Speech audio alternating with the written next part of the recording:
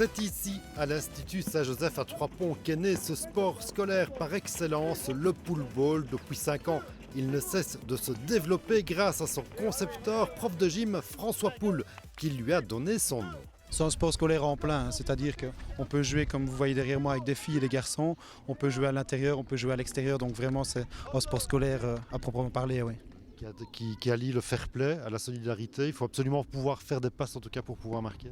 C'est-à-dire qu'ici, le meilleur joueur d'une équipe n'est rien sans les autres. Ça, c'est vraiment quelque chose de très important. Il faut jouer avec tout le monde. Et à l'intérieur du règlement même, c'est ça la philosophie qui en ressort. Oui. C'est aussi ce qui fait le charme de ce sport et surtout son succès auprès des jeunes, dans les écoles avant tout. Ce sont ces règles simples, mais néanmoins contraignantes pour ceux qui veulent cela jouer en solo. En fait, il n'y a pas de différence entre les filles et les garçons aussi, c'est déjà à beau parce que dans le foot, on voit la différence. Puis même au niveau des autres sports, il est obligé de faire chaque fois 2 groupes. Ici, c'est mixte. C'est amusant, on peut rigoler, on peut faire des fêtes, les filles, elles marchent à chaque fois. Puis le fait qu'il y a 2 goals aussi, c'est toujours bien parce qu'on ne reste pas figé devant son goal en fait. C'est obligé de jouer en équipe aussi. Oui, toujours. C'est que 3 pas quoi. Il faut 3 passes pour marquer. On se dépense bien parce qu'on est vite essoufflé, mais on a toujours envie de donner plus pour faire gagner notre équipe, donc c'est très bien. Trop pour une petite tactique peut-être. Faire beaucoup de passes, comme ça on les sait, mais on ne garde pas tout le temps le même homme. On estime à 100 000 personnes qui ont déjà testé le jeu au moins une fois dans leur vie. On joue aussi au pool-ball dans d'autres pays dans le monde, notamment au Canada. Oui, je suis parti au Québec, donc initialement c'est en Belgique. Ça a commencé en France et maintenant ça fait 1 an que ça démarre au Québec. Et ici j'en reviens, je suis parti durant les vacances de Pâques pendant 2 semaines là-bas.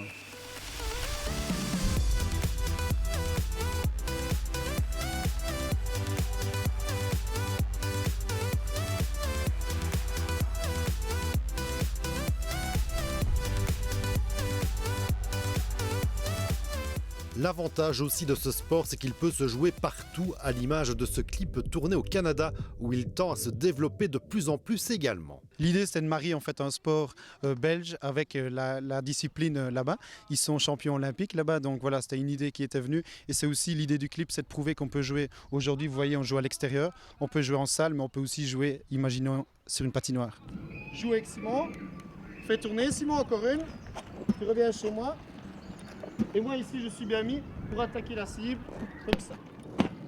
À terme, François Poul aimerait créer une fédération officielle pour pourquoi pas aussi organiser un championnat en dehors du cadre scolaire, alors qu'il y a actuellement déjà 2 clubs structurés et un 3e qui devrait voir le jour très rapidement en Belgique.